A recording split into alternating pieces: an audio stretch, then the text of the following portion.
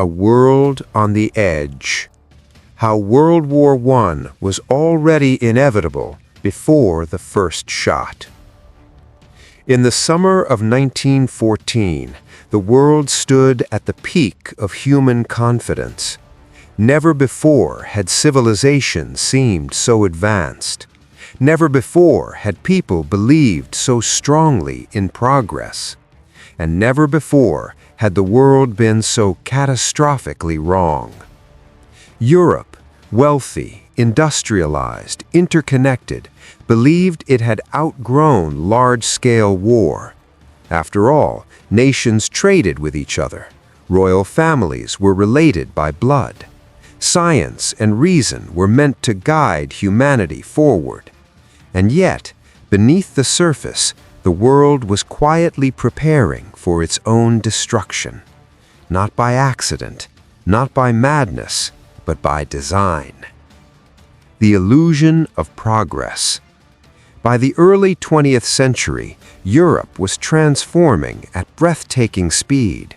Cities glowed with electric lights. Railways stitched nations together.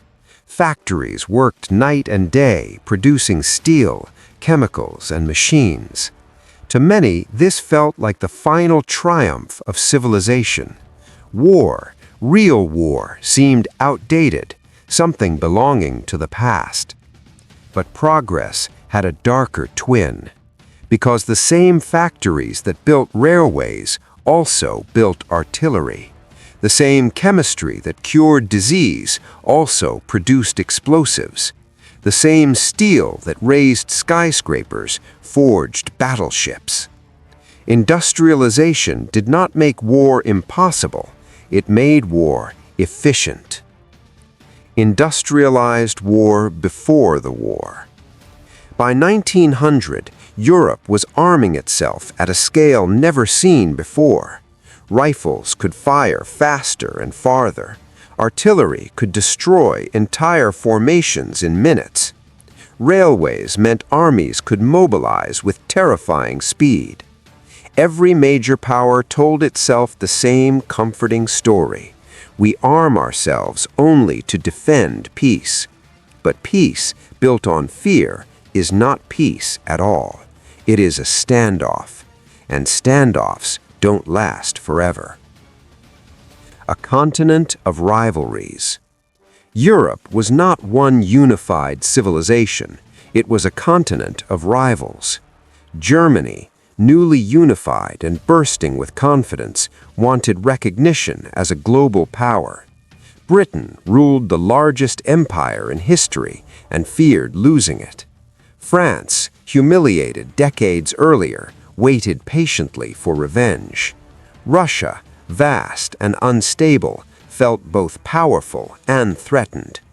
Each nation believed it was acting defensively. Each nation believed the others were the aggressors. This is how wars begin, not with villains, but with fear. Militarism as culture. Military strength was no longer just policy, it was identity. Children were taught to admire uniforms. Newspapers glorified generals. War was spoken of as a test of national character. To many leaders, war was not a disaster. It was a solution, a way to unite divided societies, a way to distract from unrest at home, a way to prove national greatness. The problem? They were planning for the last war, not the next one. The Great Misunderstanding. There was one belief almost everyone shared, that if war came, it would be short. Weeks, maybe months, certainly not years. No one imagined trenches stretching from the North Sea to the Alps. No one imagined machine guns mowing down thousands in minutes. No one imagined poison gas creeping across battlefields. They believed modern civilization had tamed violence. Instead, modern civilization had perfected it. The world waiting. This was not a peaceful world suddenly shattered by violence. It was a violent world, carefully organized, heavily armed, and psychologically prepared. All it lacked was permission, and permission would come soon. Not from one man, not from one bullet, but from a system designed to fall apart. If this episode changed how you see the start of World War I, there's much more to uncover.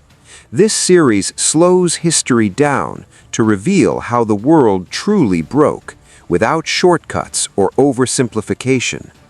Subscribe to Hidden History Fact Vault for deep, honest history that textbooks rush past. Was World War I inevitable by 1914, or could it have been stopped? Share your thoughts in the comments. History is something we question and debate together. Next episode, Nationalism, Pride that Turned Deadly.